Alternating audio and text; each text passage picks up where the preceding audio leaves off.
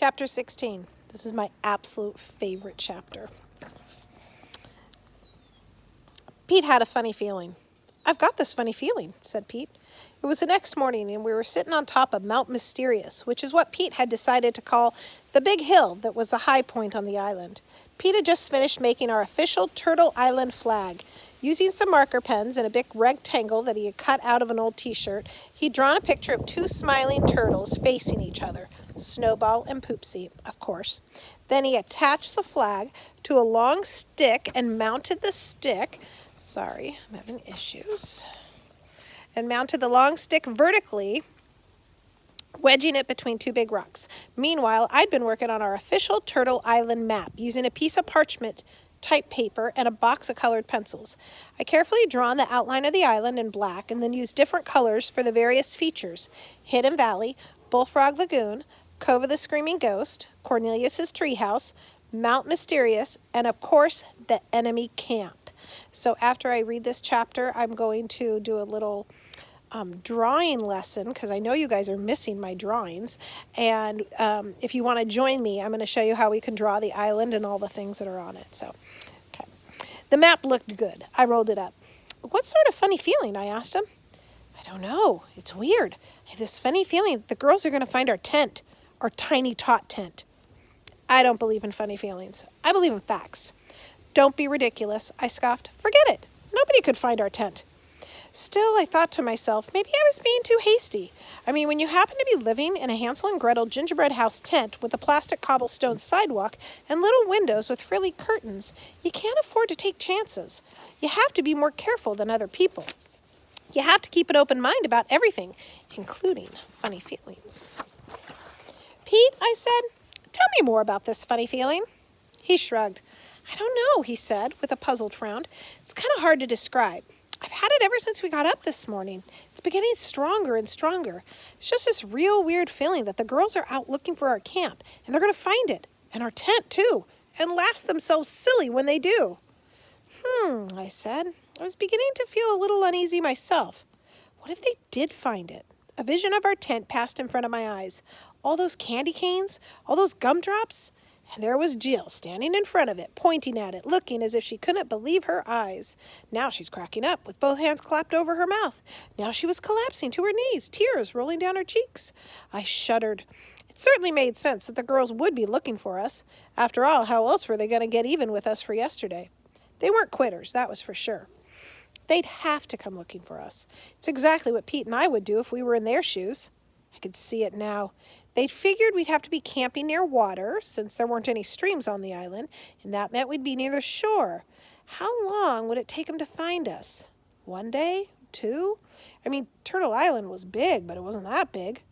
Funny feeling. I love this sentence. A funny feeling with icy little feet galloped up my spine. I could feel myself beginning to panic. "Say, Pete," I said, trying to sound calm and casual. "You know what? I have sort of an idea." "Yeah?" he said. "Yeah, listen, how about if we go on back to camp and take down our tent? You know, just to be on the safe side.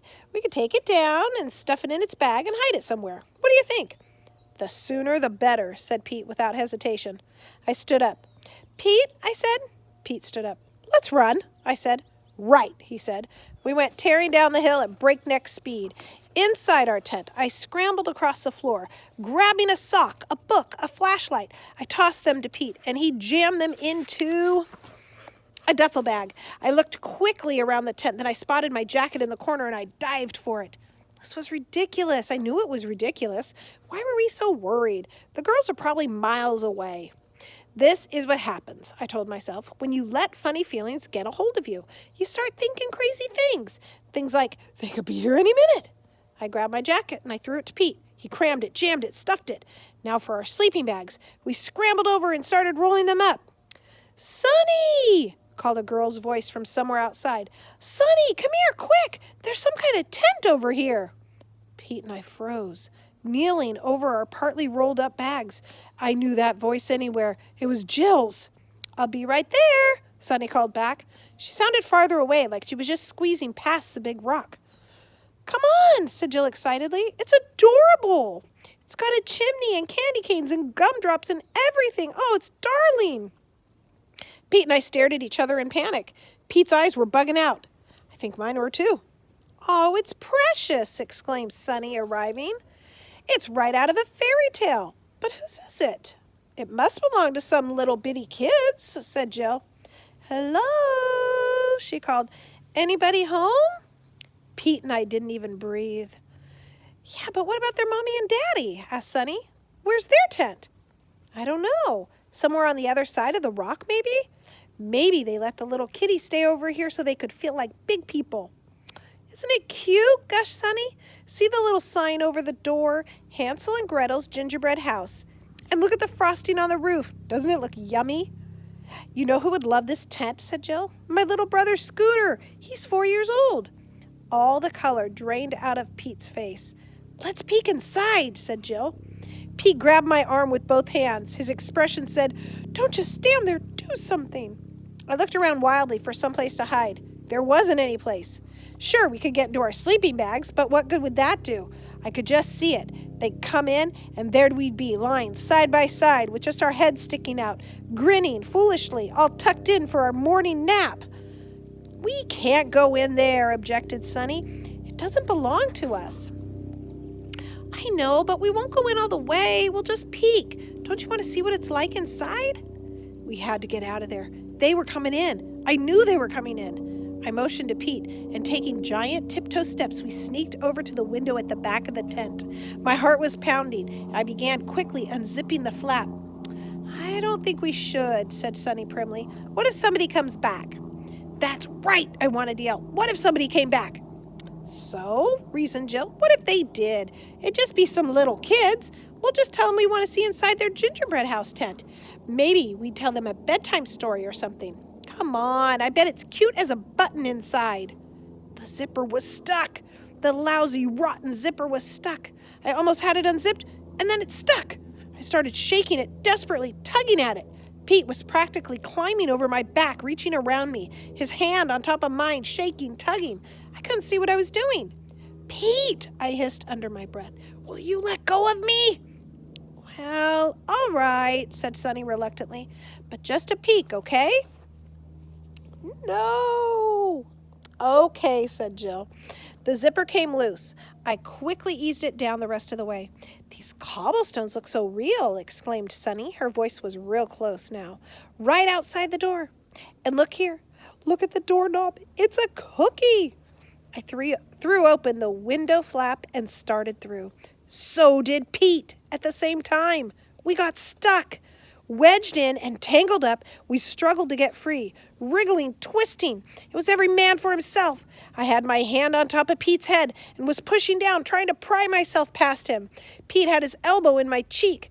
"Hi, guys." We looked up. There outside were Jill and Sunny peering around the left side of the tent, grinning from ear to ear. "Here, just let me get your picture," said Jill brightly.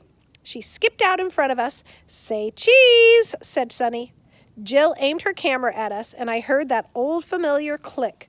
"By the way," said Jill sweetly, as she buttoned her camera case closed, "which one of you is Hansel and which one's Gretel?" "Give me that camera," roared Pete, lunging at them. The whole tent wobbled and tilted and almost collapsed before Pete broke free and went tumbling out the window in a heap. The girls took off like a shot, laughing like loons. They dived through the trees, scrambled down to the water, and just as Pete and I were getting some speed, pushed off in their canoe.